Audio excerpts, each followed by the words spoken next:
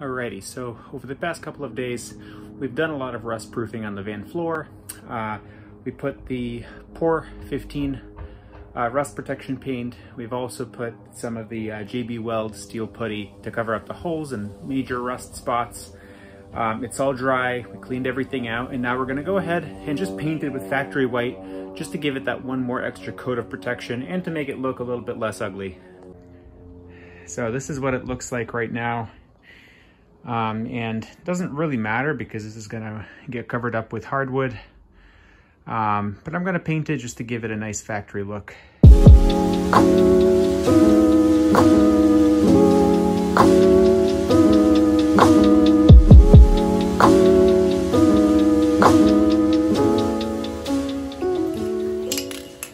So I actually ran out. Turns out this was only enough to cover about a third of the van, honestly, and that's just one coat. With how much black paint there is, I think I'm gonna need a few coats. So I got this Mopar factory paint, but it comes in a tiny little jar.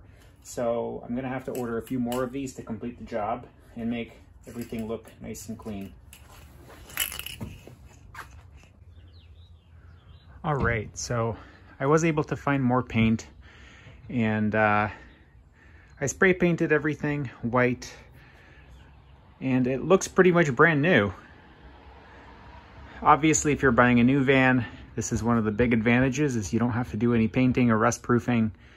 But I was able to save about $20,000, so I don't complain. So you can still see the patches over here, but everything is rust proofed. Towards the back here, I put on a few extra coats of white paint because this was really badly scuffed up.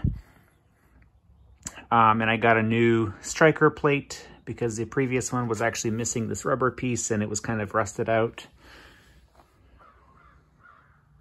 Now that I've cleaned out the interior of the van, rust-proofed the floor completely, and basically brought it to a like-new state, or well, as close to like new as possible. This is still a 6-year-old van. But as you can see, everything is nice and clean. And this really lays a foundation to start our van conversion process. Now, one of the first things that we will do before putting on the Havelock wool insulation is we will apply the sound deadening material on the walls, the floor, the ceiling, pretty much every surface, and most importantly, the wheel wells. The wheel wells will not have any Havelock insulation, obviously, so we will pretty much cover them entirely with the sound deadening material. Now, there are a lot of options out there. I just went on Amazon and I bought Kilmat. Kilmat is probably the most popular sound deadening material that you can find out there. There are a few other options. This one is 50 mil. There's also 80 mil that people commonly get. With Havelock wool, they actually say you don't need this because the wool acts as a natural sound deadening insulator. But I figured, you know, we're gonna play it safe and put this on the walls just for that extra level of protection. You know, just in case we're parked next to a semi in a Walmart parking lot and we're trying to get some sleep. So this is Kilmat. These cost, I think, like around $50 on Amazon. It's kind of expensive, but from what people say, it's totally worth it. I got 2 boxes of this, and we'll see how far it gets us. So what this looks like is basically these are like these sheets. You peel the backside off and then you attach it to the wall. You can also cut this. What I'm going to do for the floor, once I have my furring strips for the subfloor figured out, I'm going to basically cut these. This is probably going to be the most labor-intensive piece of all this, is cutting this to size and putting these on the floor. Now, a lot of people, this is a very common mistake that people make, is they basically just take this, slap it on, and call it a day, which I guess works. But in order for this to bond to the metal properly, you actually have to roll this out. You can get these sound deadening material rollers on Amazon. This was like $8 or $10. Basically, these make it really easy to apply this properly.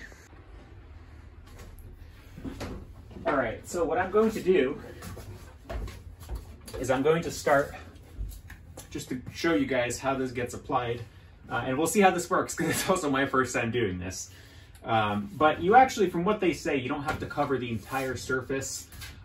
So just basically apply these as they kind of naturally fall. So I'm going to put 2 on this panel, I think. So we'll put 1 over here like this. So you put it on, and then a lot of people just leave it like this, which I guess works. But technically what you're supposed to do is use this roller and roll it out. And you can see this has these little cells in the back, and the areas where you have properly applied it will have these dents.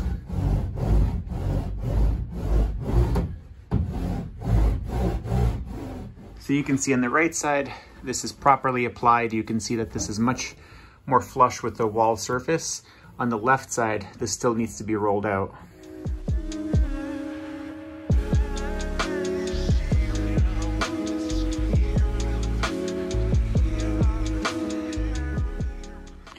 All right, so Kilmat applied to the walls.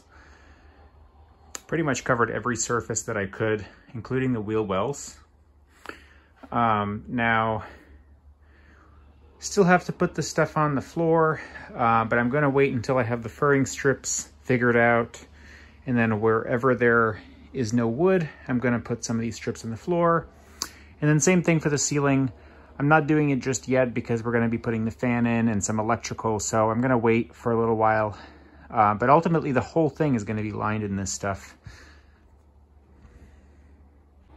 So Kilmat is pretty easy to apply. All you have to do is roll it out and just make sure that everything is properly snug against the metal surface, just so there's no moisture getting behind it. Now, be careful though, because I was actually cutting a piece and I did manage to cut myself a little bit, just because the edges of this stuff are pretty sharp if you're cutting them with scissors. But aside from that, this stuff is like really easy to put on, and this whole thing, the whole van took me probably about 40 minutes, so pretty quick. As you can see, our garage is a complete mess right now. We have tools everywhere. We have our massive bags of Havelock wool over here. This is the partition that I took out from the van that I still need to get rid of. So if you're looking for a cargo partition for whatever reason, come on down and pick it up free of charge. Otherwise, I'm going to dump it. These are the old snow tires that they took off the van, but I decided to keep them just in case. Yeah, the garage is a total disaster. Those are the back windows in that cardboard box, which I'll probably end up doing later on once everything else is complete.